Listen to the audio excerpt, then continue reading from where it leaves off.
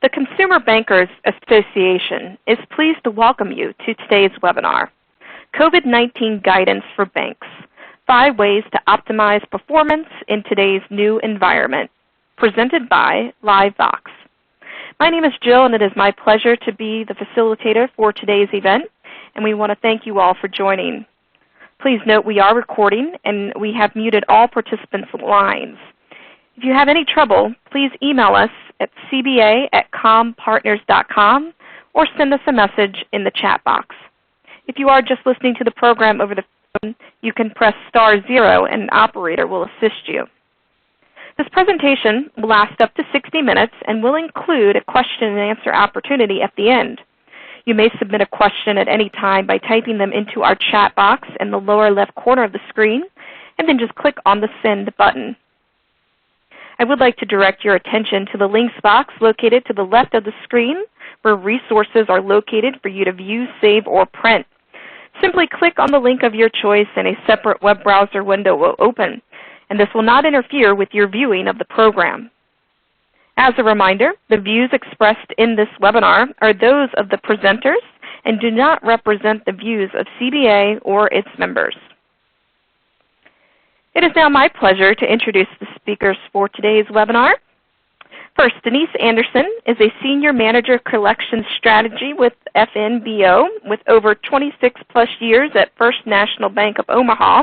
Denise brings extensive operational insight into a variety of aspects impacting FNBO business. Currently serving as the Senior Manager of Collections Strategy, Denise is responsible for developing recovery strategies that drive performance and optimize the customer experience in today's digital age. Next, we have Boris Grinspan, is the GM of CRM and Digital Solutions at LiveVox. Boris has 18+ years of experience developing strategy and products focused on driving customer engagement and digital relationship management. His specialties include online customer experience, cross-channel enablement, and CRM implementations. Prior to joining LiveVox, Boris was the Vice President of Strategic Planning and Online Banking at U.S. Bank and founder of Terrafina, a leading provider of omni-channel sales solutions with integrated analytics and mobile capabilities.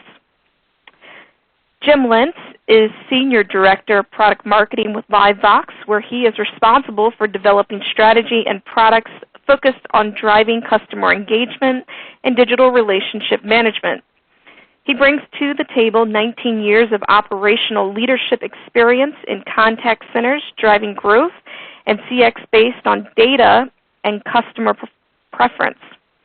Prior to LiveVox, Jim served as the COO of the CMI Group, a leading BPO focused on customer care, revenue cycle management, accounts receivable management, and omni-channel communication. Presenters, welcome to the program. Thank you, Joe. Really excited to be here. So when we think about what we're going to talk about today, none of us could have imagined putting together a webinar 60 days ago to talk about COVID-19 or even a work-at-home strategy for some of our contact centers. So in order to kind of lay the groundwork for you, like Jill mentioned, we're joined by 2 great powerhouse executives. We have Denise Anderson and Boris Grinspan.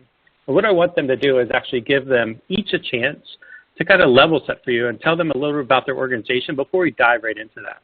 So with that being said, Denise, why don't we kick it over to you? Let's give everyone an idea about, a little bit about what FNBO is all about. Sure. Good morning, everyone, or good afternoon, depending on where you're at. So First National Bank of Omaha, of course, we're in the middle of the country. We're in Omaha, Nebraska, and we have several call centers, one in northeast Nebraska and then one up in South Dakota. We've been around for 160 years. We are family-owned, and we've been around for a long time. But the one thing that's very important to remember, and it makes me proud to be a member of the bank, is we are a great big small bank.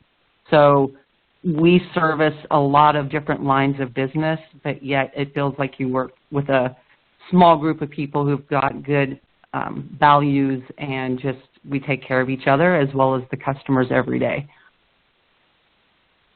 Great, Denise. I think that's important, and we're going to talk about that a lot during today's call, is that great, big, small bank mentality that you have and how you're keeping your agents connected in this trying time.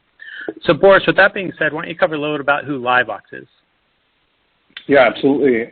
Thanks, Jim, for that. So a little bit about LiveVox. We are one of the leading contact center platforms in the marketplace today. We facilitate over 14 billion interactions annually, and that's across voice as well as digital channels, messaging channels like email, SMS, chat, as well as other messaging channels. We're really rooted in providing our services to the highly regulated industry space, specifically consumer financial organizations. And we have a slew of products, some of which we will cover today, but that, in a nutshell, is a little bit about LiveVox. Great, thanks, Boris. So, as discussed, let's get into a brief overview of why we're here today. The effects of COVID-19 continue to evolve, and many contact center leaders are in different parts of their journey where people have shifted to a remote agent workforce due to their own individual corporate policies, maybe they put in place, or maybe there was an order that was issued from their local government. So, Boris, you've been hearing a lot of this, when you're speaking to business leaders. So maybe share a few of the other points with people on what they're going to hear today. Yeah, absolutely. I think we want to make this webinar really as practical as possible for some of the folks out there that are listening today. Obviously, this has been a change, and a change a lot of folks have had to adopt with very, very quickly. So what you're going to hear specifically from us today, as well as Denise, are a couple of pointers regarding the challenges that organizations like yours may experience during this time frame, as well as solutions that we're seeing in the marketplace today from clients as well as prospects, and how they're dealing with this new reality. We, of course, want to make this as conversational, as practical as possible, so you're going to hear real-world examples of the struggles. They, of course, some may be applicable, some may be not applicable to you, but everybody is on sort of a journey, if you will, and hopefully you'll hear some great pointers along this presentation that will allow you to better be prepared for what is now quickly becoming the new normal. Yeah, Boris, and I think that's a weird thing to think about, is that this could be the new normal. When we think about this group that's, used to be in a tight-knit contact center environment, and now you have agents that are spread all over the country, for some of these clients that we're speaking to. So really, when you think about this, we're going to talk about how Denise and FNBO has really attacked the new normal, or what they think is the new normal. So no matter where your organization is along the journey, whether you're thinking about, hey, I already have 100% of my workforce there today, but I have some pain points, we're going to address some of those on today's call. Some of you might just be thinking, all right, well, we made it through, the tough part. We got everyone deployed, but man, it was a tough journey to get there. So you think about a little bit of the BCDR plans, that you're going to start to implement as you move forward. So really, to help everyone through this, we've aligned today's conversation around 3 key points that we've been asked over the last few weeks that we wanted to address with the audience today. So let's just dive into a couple of those areas. And really, again, I'm going to call it FNBO has been gracious enough to share what they've done. You're going to hear from them today. We're going to talk about how they've established secure work-from-home connectivity and data flows. It's probably top of mind for everyone, that's on this webinar today. When you're in banking and financial services, data is so important to make sure that's secure. So how are you attacking that? And then once your agents are deployed across the country, how do you monitor and coach agents remotely? Maybe you're used to walking up behind them, coaching them, taking over a call, or just giving them a small tip. So hear a little bit about that. And then how do you optimize these new workflows to restore previous levels of quality and efficiency? So really, as we dive into that, the first thing, addressing security and connectivity. Like I said, I think that this is the most important piece, that people are going to want to hear about today. So Boris, why don't you jump in a little bit? Let's talk about 3 bullets that we're going to talk about security and connectivity obstacles that people have overcome, or maybe they're still trying to overcome. Yeah, so let's talk about, I think that's a great point, Jim, and something that we've heard over and over from our existing clients as well as prospects. So now that majority of your folks, whether they were in a traditional contact center that was within a centralized location, or maybe they were sitting in a particular branch location, have now moved from to work from home. So the questions that we've had, or the problems that clients have encountered, is Okay, firstly, how do I make sure they have a secure and reliable internet connection in order for them to continue to facilitate conversations or interactions, or if you will, their business on a day-to-day basis? How do I make sure that that same level of effort, if you will, that it took to do the job that they were doing on a daily basis, which was servicing our customers in whatever, in a face-to-face or even a remote facility, is going to be done today from home? At the same time, assuming that we've done that, how do we ensure that consumer data is protected? In other words, we were in our physical location that we had lots of control over, we had lots of processes over that we've taken years to establish. How do we very, very quickly ensure that same level of data protection is going to be there now in a home facility that we really haven't set up? And how do we make sure that all of the necessary tools are at the hands and disposal specifically of our folks and of our team members so that they can complete a conversation? So in other words, we keep this business, if you will, seamless from beginning to end for our customers, even though we may not be in a particular in our exact location. So again, to recap, how do we make sure there's a reliable connection? How do we make sure data is protected and our folks have all of the right tools at their disposal? Thanks, Boris. So Denise, when I think about the way that Boris just elaborated these 3 bullet points, I can't imagine that it was so smooth there at the bank. When you thought about this process, like, oh my gosh, like we're really going to start having an influx of inbound traffic. Sometimes people are looking for deferments. So all the things that the bank was, projecting was going to happen as we get through this crisis. So I'm sure that it wasn't a conversation like Boris just had. But let's flip it over to you a little bit about how, maybe that was addressed from the bank and how you guys have risen to the challenge. Sure, thank you. So, yeah, when we first started entertaining the thoughts of having to move agents from home, initially, when you think of, First National Bank as a whole, there's a lot of departments, business units. The bank did a really nice job as far as looking and thinking about all of the employees. They initially sent out a survey that was very, very detailed, but it was helpful as it related to the data that the employees provided. So the first thing we did was we looked at all of the agents and what their capabilities were. Like I mentioned in the intro, we are in rural America, Nebraska, South Dakota, and I'm sure most of you are in bigger cities, maybe where the Wi-Fi is a little better. But being in the Midwest, sometimes, there's those difficulties. So I think it was very important to ask agents, do you have internet? Is it a strong signal? Kind of getting the fine details of what our agents' internet connection was or what their capability was from a laptop or something that would be beneficial to kind of look at all of our employees from the top down to give us an idea where we were going to start if it actually came to fruition that we were going to have to start moving agents to home. I think we were lucky in that standpoint because literally from the moment we were given the direction to start moving agents from home, my department, which we work in the collections department, we were able to start moving agents home fairly quickly. And I think it was partly due to the fact that we do have the relationship with LiveVox. It literally took a phone call to our telecom and getting a different phone number in order for our agents to connect to LiveVox. Right now, our agents, even when they were in the office or in the remote locations, we connected to LiveVox via an MPLS connection. Once we had that phone number for agents to possibly connect via a different tool or their cell phone or a landline, we literally took 8 agents and tested within a 2-day window and had them working from home. The thing to remember is we already had a VPN access process in place, but prior to this, the only people that typically had access or worked from home were managers, execs, things of that nature. So we never even entertained someone from an agent perspective or the frontline employees having that ability. Once we got the new phone numbers to connect, is there a question, Jim?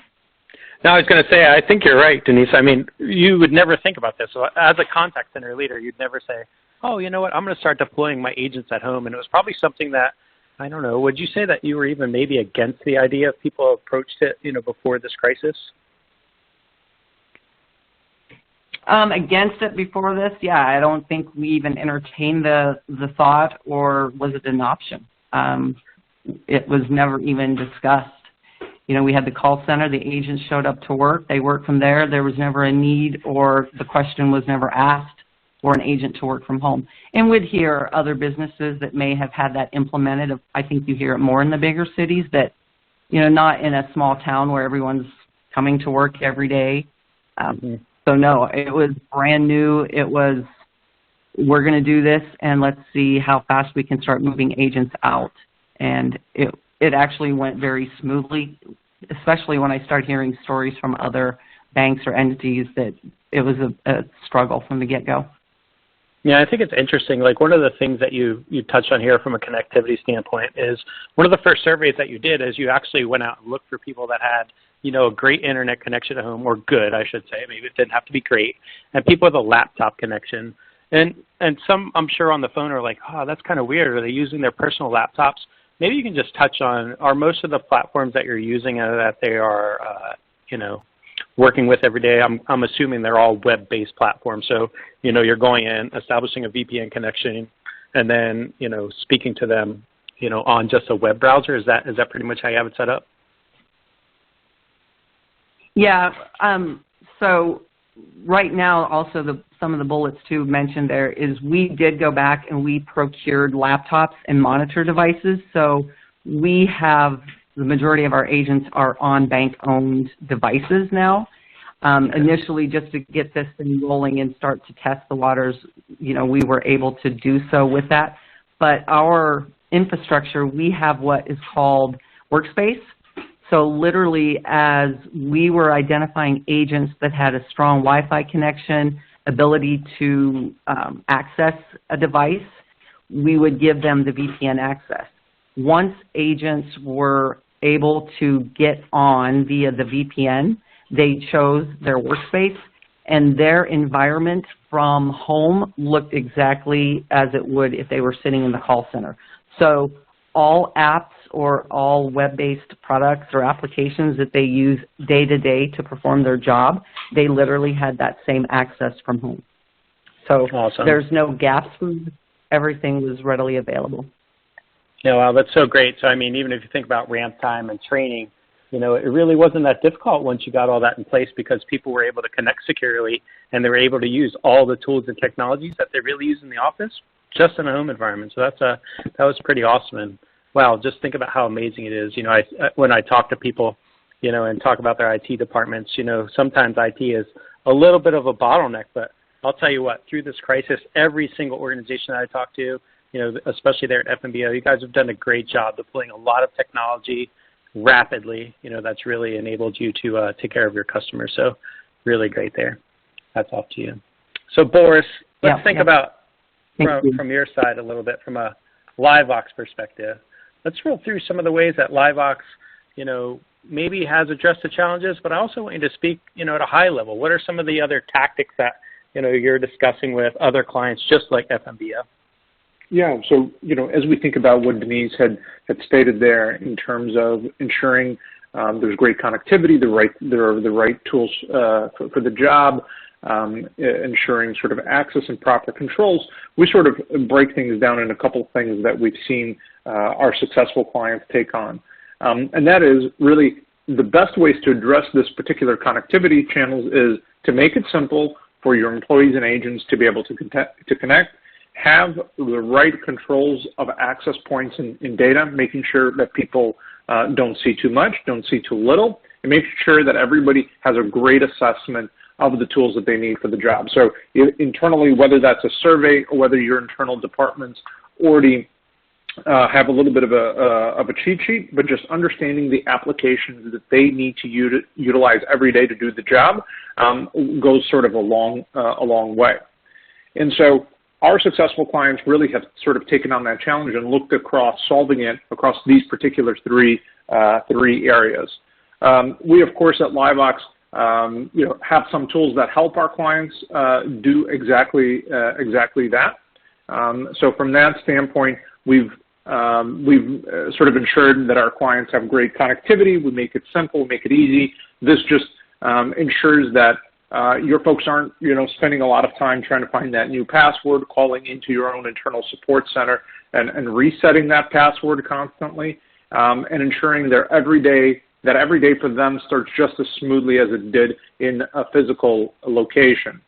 In addition to that, you want to make sure that the right data is available for the agent, whether you already have a desktop that you've designed, whether you've procured one for another vendor. These tools tend to have great access and great controls instead of potentially expanding your entire system of record to your agents given their at-home work setting.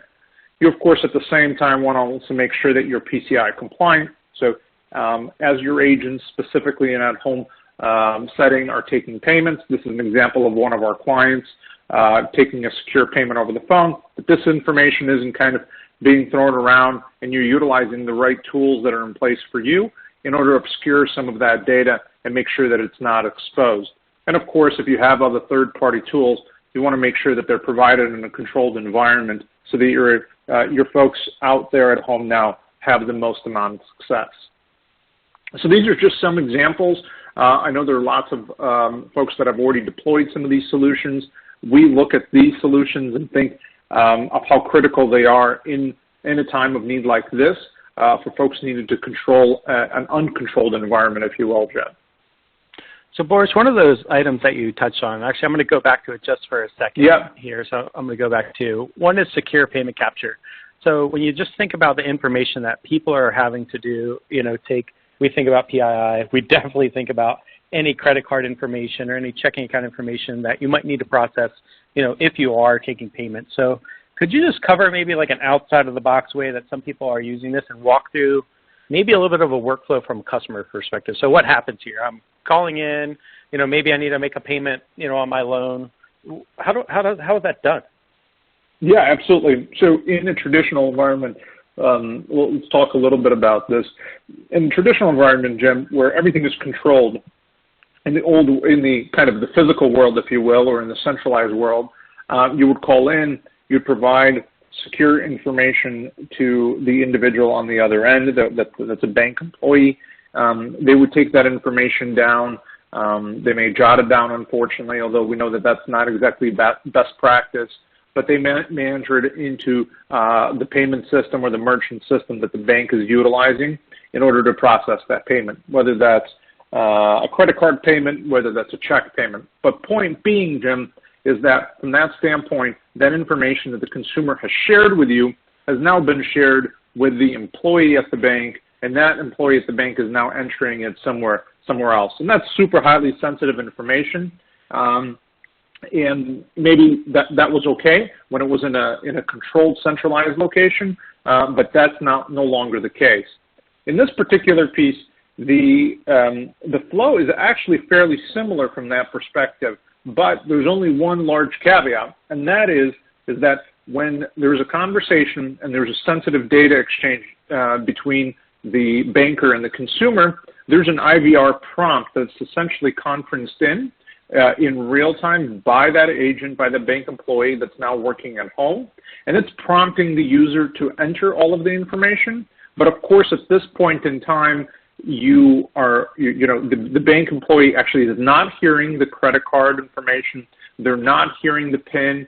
They're not hearing all of that sensitive data. And the system is just collecting that data and giving visual prompts and visual cues back to the banker whether this was done correctly.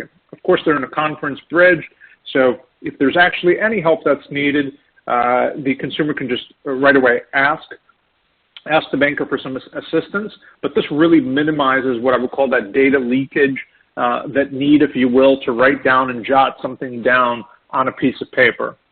We've had a number of clients deploy this prior to the COVID crisis. Of course, now it's gained a lot of popularity. There are, of course, other folks that offer this or other ways to obtain this or other way to work this. My comment is, of course, talk to folks on your side. Of course, speak to folks at LiveVox if you wish, and we're happy to discuss this option along with other alternatives of how to share sensitive data between consumers and bank employees.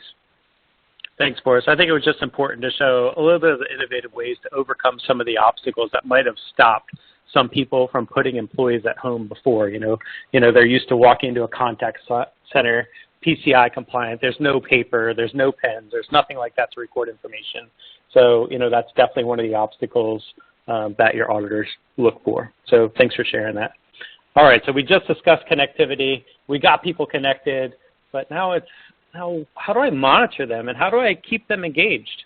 So let's just talk about, a couple bullet points that we're hearing here, is that, look, people's homes are not controlled environments. Luckily for us so far on the call, we haven't heard any kids yelling in the background yet. It still could happen. We still have 30 minutes to go in the call, so it could happen.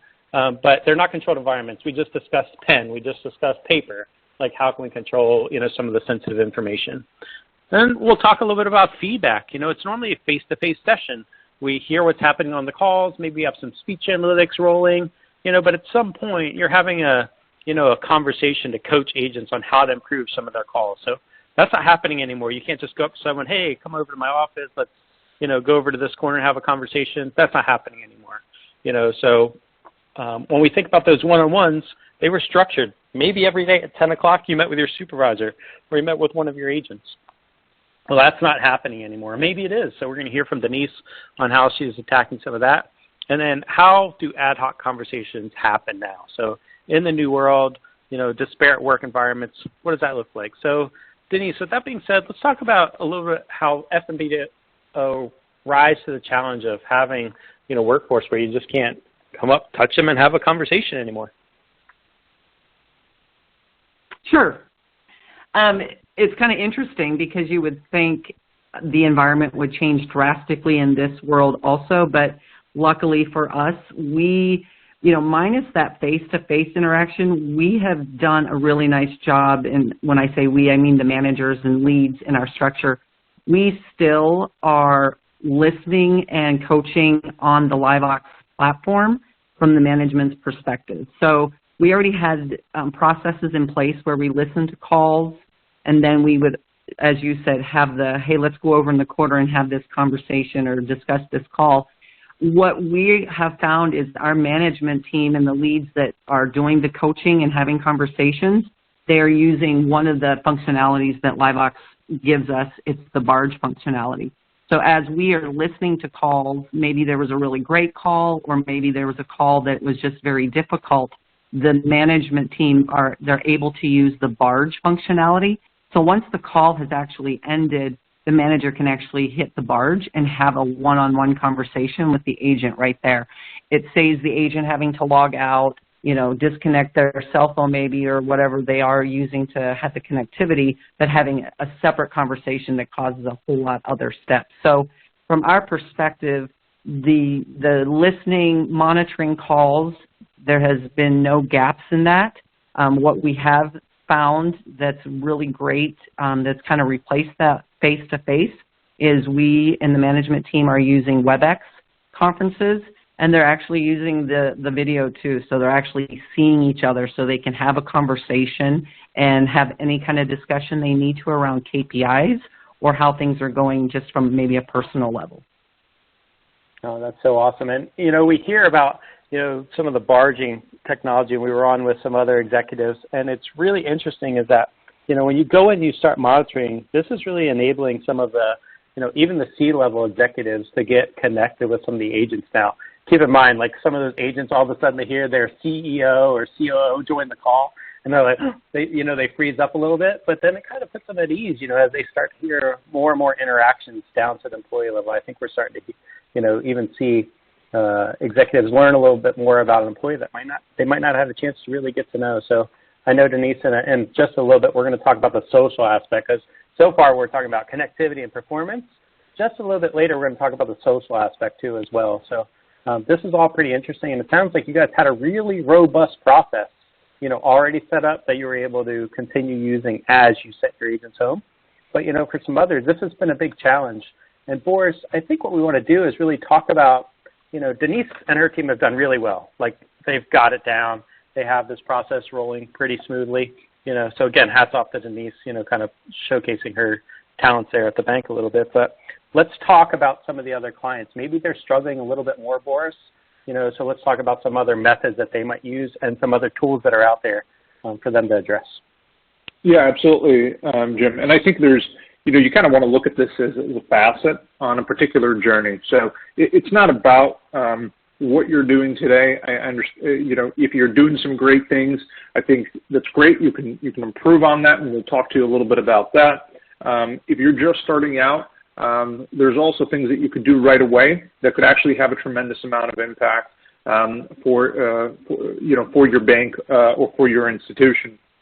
So really, when we talk to a lot of clients, clients sort of in this transitional way or in this sort of thinking are really facing three challenges. One, of course, is, hey, there's lots of conversations happening. I can't necessarily be in front of my folks to help them anymore in a physical location. I need to be able to have the right tools to give them coaching, make sure they're doing all of the right things like they were in a centralized location, and that I'm monitoring to some degree in a real-time basis. So Denise mentioned some great ways to do that. And so if you haven't done that, I would really urge you to establish those processes today. Establish some sort of a cadence or not a cadence if you want to surprise your people, and ensure you're doing some real-time monitoring, quality management. In addition to that, I think your next step will be really to double down on that, and to double down on that from the standpoint of being able to remotely coach somebody and remotely communicate with them. So again, you used to have a meeting. We all used to come into an office. We would have some scheduled training sessions. Don't let that go by the wayside. Make sure you're doing that today, whether that's positive, and I say, sort of be positive as much as possible, but whether it's positive or you're just providing some feedback or you're letting folks know about a particular program or change in policy or whatever's changing within your financial institution, utilize communication tools to do that. And the third one, which is a little bit near and dear to my heart, is be proactive with consumers today. I think there was a recent sort of article written in American Banker, really sort of challenging majority of financial institutions to be proactive in communicating with their consumers or with their businesses proactively. Meaning, if you're sitting around and you're sort of waiting for people to call you or waiting for people to contact you, they all will rush in at the same time. So utilizing digital channels to be proactive, to disperse that traffic will yield a lot of value. I'll talk about that in just a moment. But just to kind of give you an idea of what this could look like, there are many tools out there. There's an example of ours that provides you ability to hear the recording on a call that a particular banker and a consumer or businesses have had. That also gives you a real-time screen recording capability as well, so you can go back and you can play back the screen recording so you can see what the agent was seeing, what they were discussing, what systems they were utilizing. Really gives you sort of a window into what is happening within your contact center today, which is super, super important. If you're thinking about these tools, now would be the time and the place to deploy these things. In addition to this, you want to make sure that you're providing the right level of coaching and details around this. So if you have today simple pamphlets, scan them, upload them, utilize PDF documents, disperse them to your folks, make sure they're taking this time to read up on particular policies, procedures within the bank, especially if they're having some downtime in between all of this. And lastly, make sure that they're communicating between themselves. This is sort of a powerful tool. I think there are a lot of folks who utilize internal chat solutions. They've become a go-to solution, I can tell you, within LiveVox as well, and staying connected. We, of course, have always had that, but now this becomes even more so important, whether it's, hey, did you talk to this particular customer? They're having a problem. Did you talk to them? Did we address it? Do I need to escalate that to a manager? We'll also talk about a sense of community in some upcoming slides, but if you want to foster cross-departmental communication effectively, make sure you have all of the right tools so that your people can effectively, easily communicate with each other. Thanks, Boris. So I think that before I move into optimizing performance, you touched on one thing I really wanted to discuss, and it was the proactive outreach utilizing digital channels. So we heard about this over the past couple of weeks and how some people have really deployed it. So let's touch on it because I think you're right. What happens is that people are going to call. You guys are already going out there and forecasting inbound call volume for, it could be anything. People looking to defer payments is a big deal right now with banks. So, there's options and tools in deploying different things on a website, but nobody really knows about it or how to find it.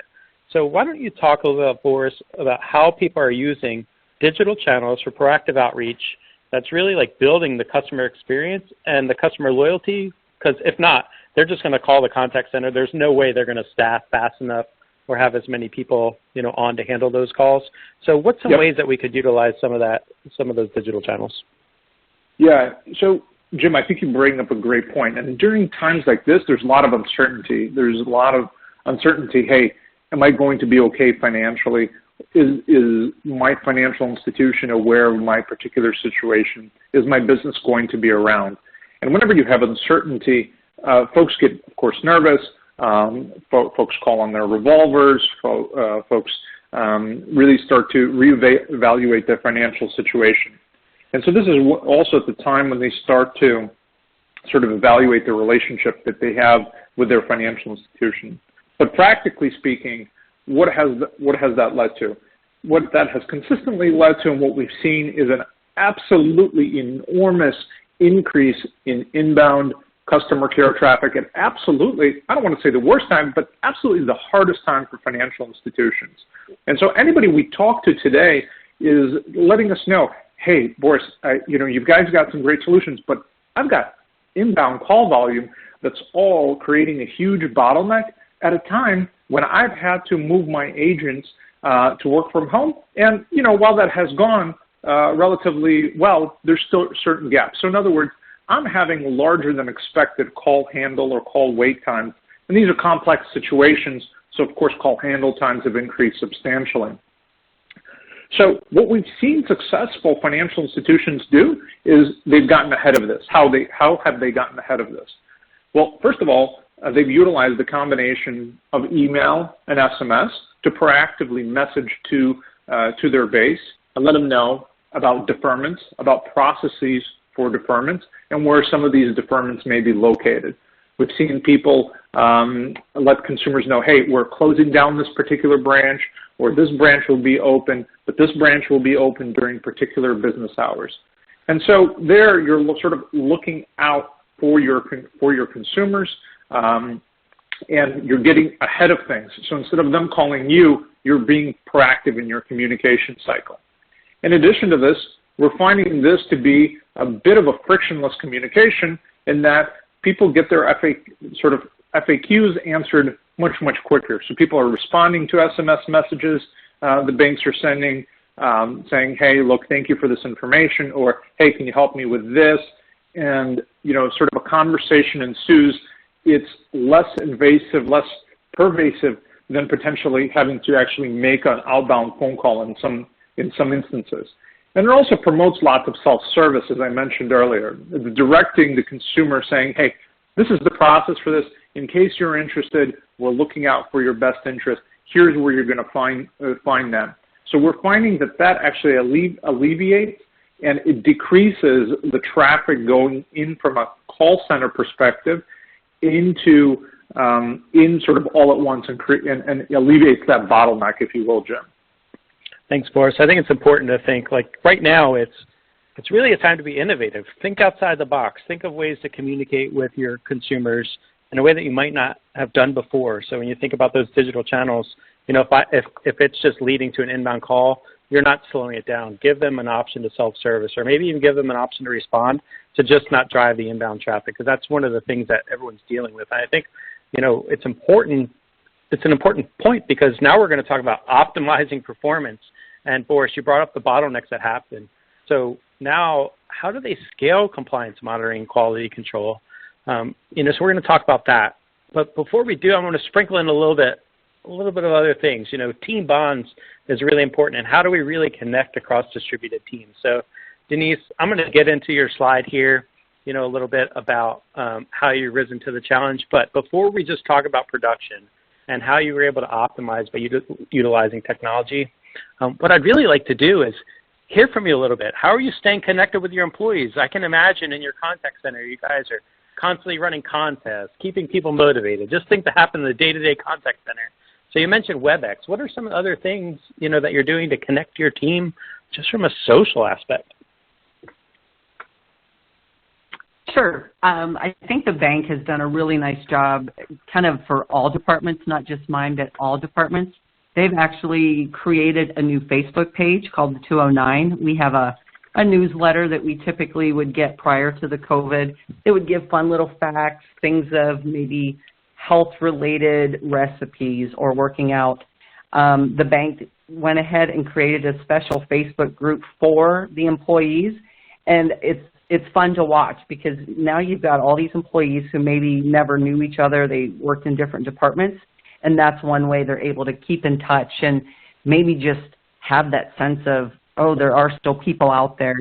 Everyone's at home alone, and, some might be stuck with their kids and the screaming kid, the dog barking, but that was one thing that I know we've started right away. They do a good job, too, of sending communication with other links to videos or a fitness app or, like I mentioned earlier, recipes, or something as simple as my dialer team, when we send out updates like on performance and who's doing really great jobs, just sending like funny little quips to them to kind of lighten the mood because, their job wasn't easy when it was in the contact center, and it sure didn't get easier when we sent them all home. And now they're trying to be a mom and work all at the same time. So I think we've done a lot of those things, like from a social distancing aspect, but using the social apps, the Facebook, Instagram, things of that nature. Everyone's probably connected with their cell phones. Getting into like from the performance aspect of it, again, we were very lucky prior to COVID. We had a lot of dashboards and KPIs that we looked at and watched using the LiveVox tool, the BI, just for the agent's perspective. So they were already used to seeing their right party volumes, their promise volumes when they logged in. So when they were sitting in the call center, they could see how they were performing throughout the day. We would send dashboards or updates to them, and they would see that live time. That hasn't changed. So now that everyone's at home, they're still logging on. Of course, it's different, but they're logging on to their workspace. They get into LiveVox. They can see their stats. We're still sharing the performance overall from a whole call center perspective, but then at the individual level and trying to do more positive reinforcement of, hey, these are really great numbers. You guys are doing a good job. Some of the things that we do look at specifically is we measure their productive time versus unproductive time. It was very interesting as we worked to get our agents working from home. We saw a little spike in the unproductive time, mainly during the week where we were sending the masses home. But overall, over the past 4 or 5 weeks, we've actually been able to maintain the threshold. We did have to lower the standard slightly just to accommodate maybe a slow Wi-Fi connection or interruption in their service. But for the most part, our agents are still able to perform, and we're still able to hit the KPIs that we would expect to. But also using the tools that we had in place prior, we have been able to identify the fact that RPC rates are increasing, and that's probably because they are all at home now. But then in turn, you see the decrease in the conversion rate. So we have very good insight into the data. We had it prior to COVID. We have just as good insight now, but we try to do a better job of calling it out at the individual, at the agent level, just to help reinforce that, hey, you're not out on an island all by yourself. We're all in this together. And I think sharing those stats and those KPIs to them daily, if not 3-4 times a day, I think that helps them realize that they are still a part of the team and they're contributing ultimately to help our customers. Thanks, Denise. I think it's really important to call out, though. It wasn't that you were just going in and like, oh my gosh, I have to worry about just what production looks like. You've really done a great job, making sure that the agents are connected socially. So there's a lot to think about, when it comes to that. And it's a hard balancing act. Some people are really good at monitoring productivities and looking at reports and things like that, and just driving production. And this is really different. I mean, you have new stress at home now. So, they could be at home, maybe a spouse, maybe a child, or, we don't know what their home situation's like. So they could, be undergoing some different kind of stress. And then the other thing to think about is that one of the stresses that like an employee would have once they move home is they're thinking, oh my gosh, I need to be on the phone every minute of every day. Like just in case my supervisor logs in right now and they want to take a look at what I'm doing, I better be on there. Well, the fact of the matter is that's not really the case. So when you think about people in their day-to-day work, if they're in the office, they're taking time, they're having conversations with their neighbor, they're getting up using the restroom, maybe they're going to the break room. So just think about that. Like people are still humans, and I think, Denise, you guys have done a great job, keeping up with that theme and the culture that you guys have built there at the bank. Again, you had the big bank with the small bank feel.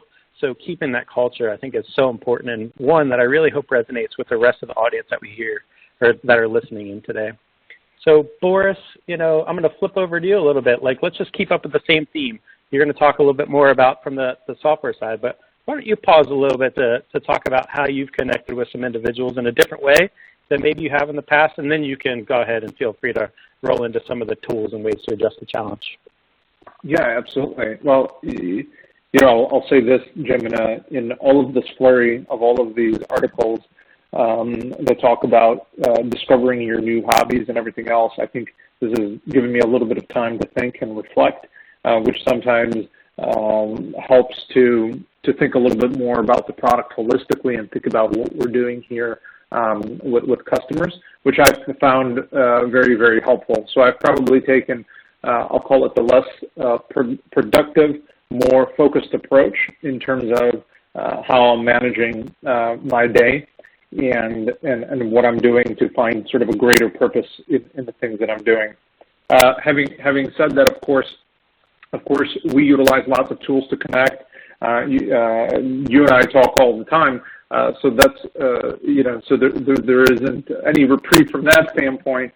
But we're also finding that folks are finding sort of interesting tools and ways to connect, and they're finding out-of-the-box ideas, as you said, Jim, before, in keeping their overall team engaged. And what's pretty interesting is that we find that our clients now have taken some of these tools, and they're starting to really sort of scale them. They're starting to really be thoughtful regarding their data. They're starting to look into a little bit more. They're starting to analyze patterns in a way that they haven't before, which is really, really interesting and allowing people to find lots of insight about their business. They're also trying to and looking to automate some of the processes that they're now finding more so burdensome, if you will. So this is a particular example of one of our clients essentially taking automation and layering it on top of already agent scorecard or call evaluations, where instead of having to listen to every conversation, that's being automatically scored for them. So that way, this is making them more productive in their day-to-day lives, where they're just focusing on either great conversations or conversations that need much more input. We're also finding that there is a new way to connect with front office and back office teams. And what I specifically mean regarding this is that I certainly remember working at a bank and knowing that I had, a manual here and a sticky note there, and I could always take something, walk it down to somebody else, ask them a question, ask them to look into something. Well, that isn't quite possible. Your family has become your new colleagues. They're not going to be able to help you with your banking issue. So we're finding lots of tools being implemented, anything that's been sort of rudimentary, which is email, which is not a great workflow tool, to other things like ticketing platforms, which allow people to connect from their home into a back office environment that's now essentially somebody else working from home, and allows them to route issues to specific areas of the business so that they can get the right attention and the right help. So if you've implemented or you're looking for that, that's certainly very, very helpful. Having to call every single person or even having to chat necessarily isn't the most ideal scenario. So look to recognize some of the processes that you do often today, and look to automate them to today very sort of quickly. And in addition to that, think about rewards and connections. So I know Denise mentioned this earlier, but we've had some clients do some pretty exciting things. I think one of the ones that I like the most is we have a client that's utilizing Postmates. Shameless plug to Postmates. If you haven't heard of them, of course, a food delivery service. But they essentially reward great behavior and send out free lunches, coffees to their employees, sort of just to say thank you, to stay physically connected, to support the local restaurant and the local economies of some of these businesses. People are having the Zoom meetups. I don't think that's new as of this point. A shout out to my own personal colleague who even had a funny hair wig, and you know, it has made the working environment different, but at least has made it to be a bit fun. And you know, continue to think of these things, because I think that people are craving them internally to try to stay connected to one another during this time.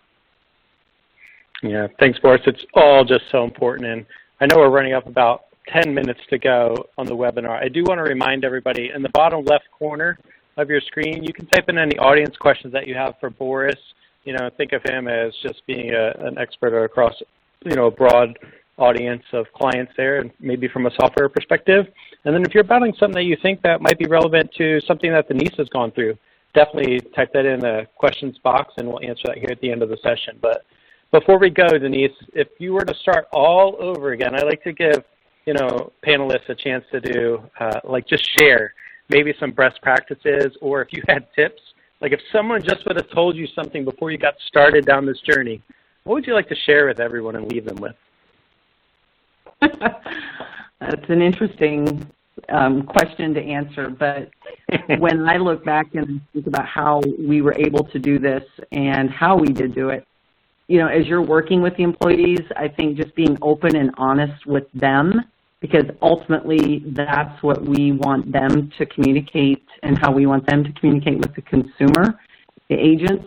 You know, kind of like we mentioned earlier, we don't know what the employee's life is like at home, so I think just be real. I get it. It is all about production. We have calls to make. We have payments to take, whatever your world involves. I think ultimately at the bottom line, it's just treat the employees real, and you know, keeping them happy and safe in a sense of still being a part of the group is huge. Communicate, and I don't mean by email. Maybe it is picking up the phone or doing a WebEx or a Zoom with them just to see them.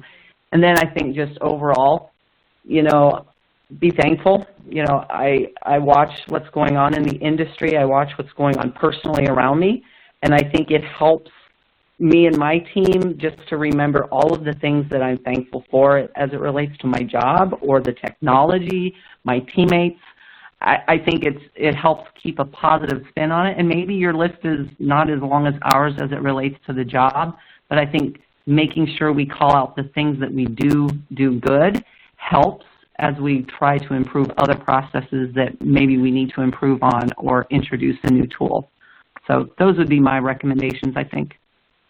Thanks, Denise. I really do appreciate this. I mean, you really show, just from these 2 bullet points, how you really are putting your people first, and then you're laying on the technology. And I think as you start to build those partnerships, or obviously you have built the partnerships with your team and then with the other external teams, like your IT department, in order to help people through this, I think it just speaks volumes to how you and the bank have set up the culture there at FNBO. So great job to you. Thanks for sharing that. And then Boris, let's flip over to you a little bit. How about your 5 tips to the success on getting started? Yeah, absolutely. I think we promised this to folks, so I guess I better deliver on that, Jim.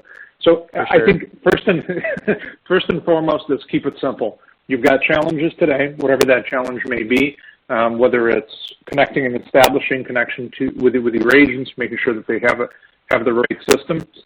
Don't get overwhelmed by things, but just keep it simple, solve immediate challenges, solve immediate customer pain points, do that first. As you've done that, then think a little bit about expanding your communication and oversight. We mentioned some of the tools, whether it's an internal chat solution, or whether it's some monitoring tools. That may be a great step number 2 in order to really better understand what's happening with your employees.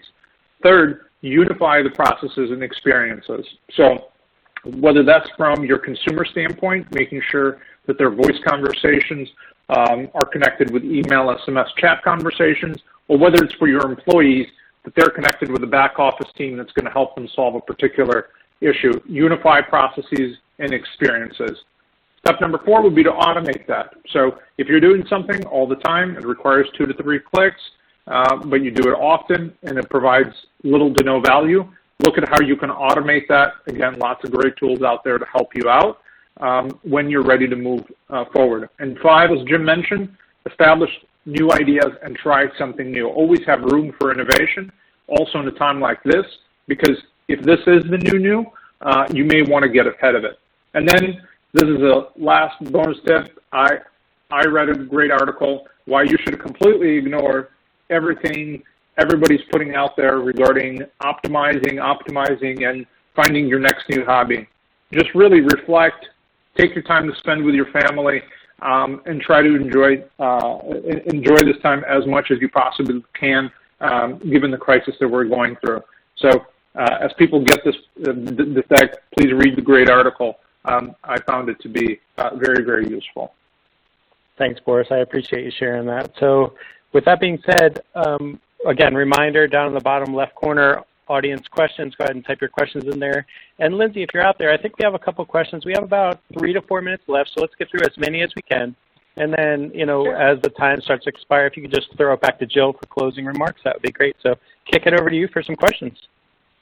Awesome. Thanks, Jim. And yes, like Jim said, if you have any specific or technical questions, feel free to email them to info@livevox.com, and we'll be sure to get back to you on those. But let me run through a few that we've gotten really quick. So to kick it off, do you think banking operations will go back to normal post-COVID-19, or will work from home become the new standard? Denise, you want to take that one? Sure. From our perspective, we've already started to have that discussion internally. And the feeling is we're not just going to go back to BAU where we herd everyone back to the sites. We feel that there is benefit to this. They are doing there's more discussion and meetings on how we'll put some structure around it, but I do see this being a part of our future. And as we look to different forecasts for the future, so, what's the summer going to bring, increased delinquent volumes, et cetera, we've got different scenarios mapped out. I know one of the things that we're looking at or thinking about right now is the ability to maybe hire outside of the 2 communities that our call centers are in. This might give us the ability to tap into maybe the workforce from Omaha, and they, work from home. They do the same job as our employees do in the call centers, and then maybe require a one-time visit a month for meetings face-to-face. But I do see things changing moving forward, and if things do get back to normal, I don't see us going back to BAU as it was before. Gotcha. Nice. Okay, rolling into our next question. Similarly, are you actively alerting clients on the top of your calls that your employees are working from home, or only mentioning it asked?